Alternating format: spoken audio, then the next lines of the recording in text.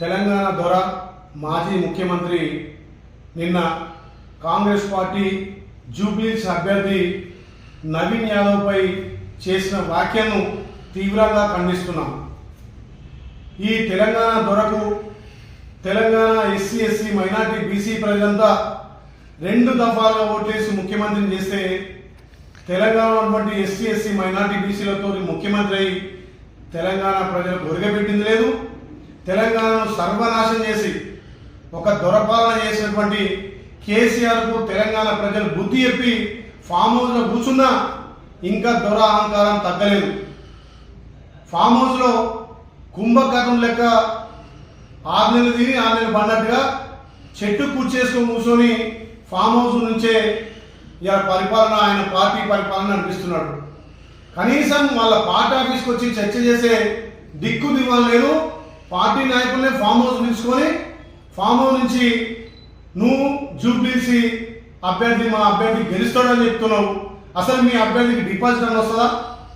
ఒక బీసీ బిడ్డ యాదవ్ బిడ్డ నవీన్ యాదవ్కు కాంగ్రెస్ పార్టీ టికెట్ ఇస్తే ఇవాళ జూబ్లీహిల్స్ ప్రజలంతా కూడా బ్రహ్మరథం బట్టి సుమారు 70-80 వేల తోటి గెలిపిస్తామని చెప్పి జేజేలు పలుకుతుంటే మా నవీన్ యాదవ్ మా అభ్యర్థిని రౌడీ షీటర్ అంటున్నాం.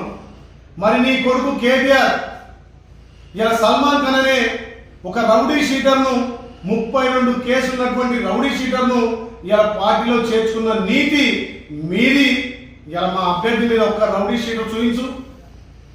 ప్రజలకు అన్ని విధాలు అందుబాటులో ఉండి ప్రజలకు సేవ చేస్తున్నటువంటి నవీన్ యాదవ్కు కాంగ్రెస్ పార్టీ టికెట్ ఇచ్చింది. ఇలా తెలంగాణ బీసీ బిడ్డలను అగౌరవపరిచే విధంగా ఇలా వ్యాఖ్యలు చేసిన కేసీఆర్కు బుద్ధి చెప్పాలి. తెలంగాణలో బీసీ ఎస్టీ ఎస్సీ మైనార్టీలు కూడా ఈ కేసీఆర్ దొర అహంకారాన్ని వంచి చూపించాలంటే 1,00,000 మెజార్టీ తోటి నవీన్ యాదవ్ గెలిపించాలి. ఇలా కేసీఆర్ జూబ్లీహిల్స్ మేము గెలుస్తామంటున్నావు. ఏ ముఖం పెట్టుకొని గెలుస్తావు? నువ్వు చేసిన పనేంది? నీకు తెలంగాణ ప్రజలు ప్రతిపక్ష హోదా ఇస్తే 2 సంవత్సరాలుగా ఇలా అసెంబ్లీకి రావు, ప్రతిపక్ష హోదా నిర్వహించక ఫామ్ హౌస్కే పరిమితమైన. అధికారం ఉన్నప్పుడు ఫామ్ హౌస్లో పట్టుకుంటావు, అధికారం పోయి ప్రతిపక్ష నాయకున్న ఫామ్ హౌస్లో ఉంటావు. ఇలా ఫామ్ హౌస్ నుంచే ఈ రకంగా మాట్లాడడం సిగ్గుచేటు. బీసీ అంటే అంత చిన్న చూపా మీకు? బీసీ బిడ్డల కాంగ్రెస్ పార్టీ 42% రిజర్వేషన్ ఇస్తే దానిపైన మాట్లాడే అర్హత లేదు నీకు.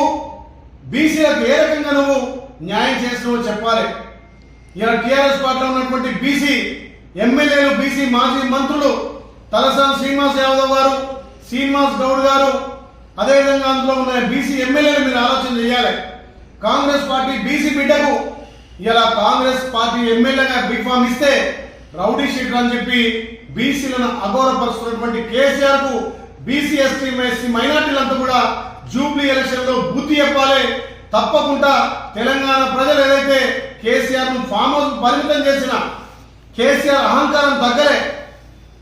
ఒకరికి బావా ఒకరికి బామ్మాది కాంగ్రెస్ పార్టీ అభ్యర్థి మీద దుష్ప్రచారం చేస్తున్నారు. మరి ఒక బీసీ బిడ్డ ఎమ్మెల్యే కాకూడదా?